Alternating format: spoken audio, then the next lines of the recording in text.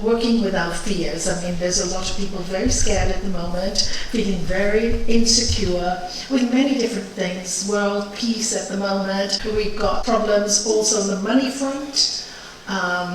People with crypto, there's been a lot of scams and things, people are losing a lot of money everywhere.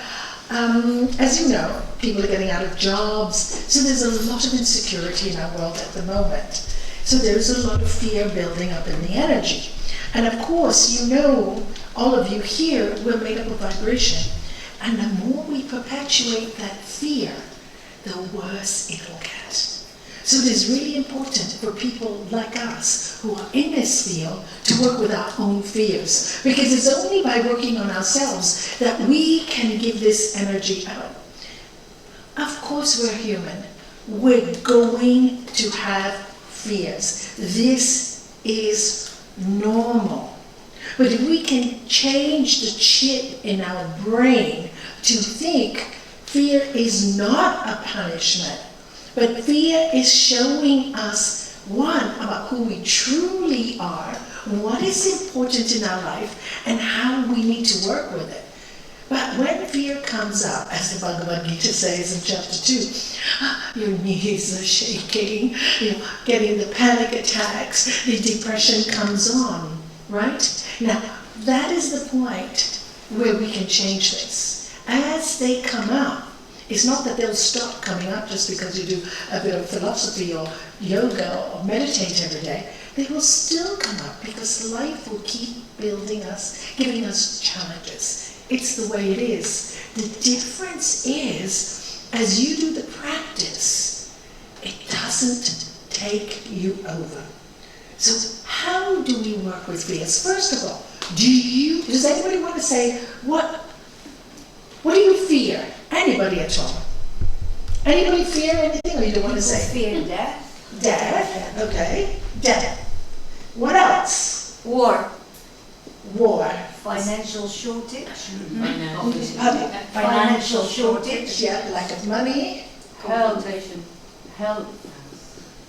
Money? What else? Health problems. Yeah. You know, that's really interesting because my grandchildren interviewed me the other day. And she said to me, both my grandchildren said, Grand, we want to keep this because we want to remember you. She said, how do you feel about old age? Are you fearful of old age? And I said, a little. And she goes, what? I never thought you'd say that. I said, no, I'm not fear of getting old and wrinkles and all that. No. I said, health.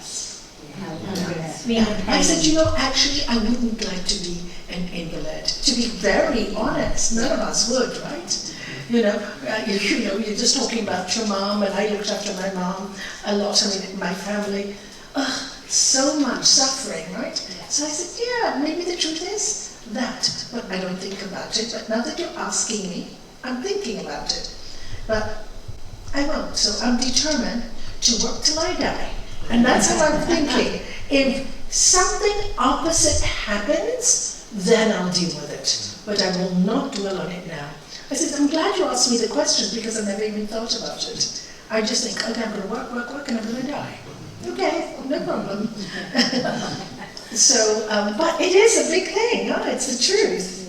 I've got a saying that I use for myself. Yes. I always tell myself that I'm going to be teaching yoga till I'm 100. Good.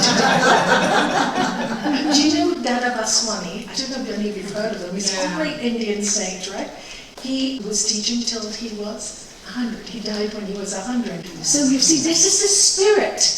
This is the spirit. And this is what we need to develop as human beings, this strength that we have. We have it, but we doubt it. We don't trust ourselves. And our master always said, trust in God and fear do not go together, Nalanie. Yes, you have fear, but if your trust is so great in the divine, the fear, you can handle fear. You can handle. And really in my life, again and again and again, I have seen when people have had that faith, in the worst times in their life, I always see a miracle happen to them. And then I look at them and say, how did that happen? These stories, and I know many of you have your own stories, because I've seen it. I can tell you my whole book, Lost Life Loves, full of miracles, and it continues this way. it's not really miracles. If you can look at it as a truth, it's energy. It's what you're putting out there. You can call it God, you can call it whatever, but it's a vibration, and it's a wonderful vibration. Now, that vibration, where does it come from? Where does it come from? Within Yourself, yes. And you have to have faith in that. I am. Remember, you got it, Michelle. The I that is not the human personality, the I that's connected to the big cosmos, which has all the information, that power station. But how do you get in touch with that I?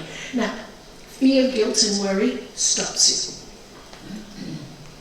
you. It stops you. You cannot, when people are in pain, they cannot connect.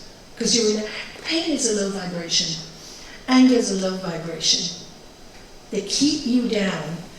So this is what we have to save ourselves. And that's where the yoga science is so important. As you think, it is really like that. Okay? So let's talk about all these, okay? So as my grandchildren ask me about death, how many of you, I mean, just be really honest, are worried about death? I am. You are? I don't want to die. Yeah, we're all going to die. Yeah. So how do you work with something like this? How do you work with the fear? You know, Sri Patanjali in the Science of Yoga, it says, fear of death, clinging to bodily life, exists even in the wise.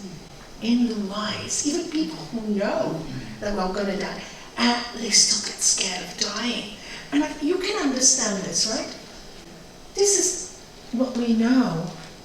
This is what we physically know, see every day, our senses. This is what we feel. And suddenly, everything is going.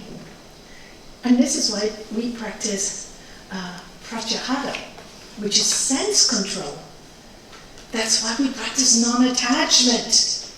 This is my child, my parent, my lover, my this, my house. Nothing is ours. Everything's on loan. This is how I worked with it.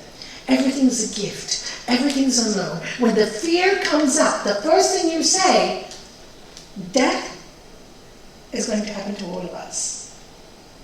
And then I actually see, when I go, I actually see my body when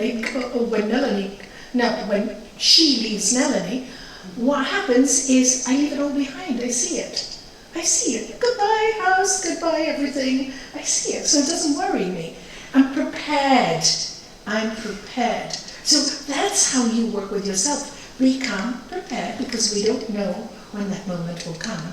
And if it comes suddenly and you're not prepared, it's scary.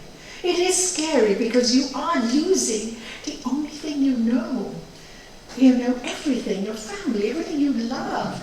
So this is why they have the practice in yoga of neti. This is not mine. This is not mine. This is not mine. This is not mine. Nothing is mine. This room is not mine. This is not mine. You are all alone. You're my family, but you're alone. And one day it's just going to be bye-bye. So I love you. So the difference you make and how you work with the fear of death is, okay, how am I going to live? That's more scary if you don't live well. And if the fear of death is stopping you from living well, then you really need to face it. You need to face it. Unless some people just get it. And when some people get it, suddenly, you know, they may come to one talk and they just got it. They got it. When they got it, I always say it's karmic.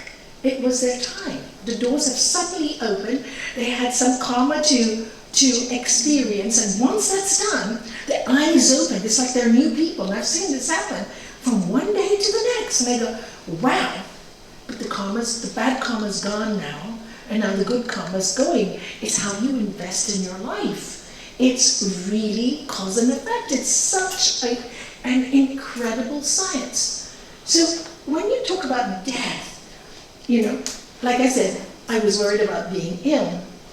And then, so how did I deal with it? When my granddaughter asked me that question, I thought a little. So when they left, I said, that surprised me too, that I said, scared of being ill. And then I said to myself in my head, all my life as a child, and even up to my 30s, I was hospitalized twice a year.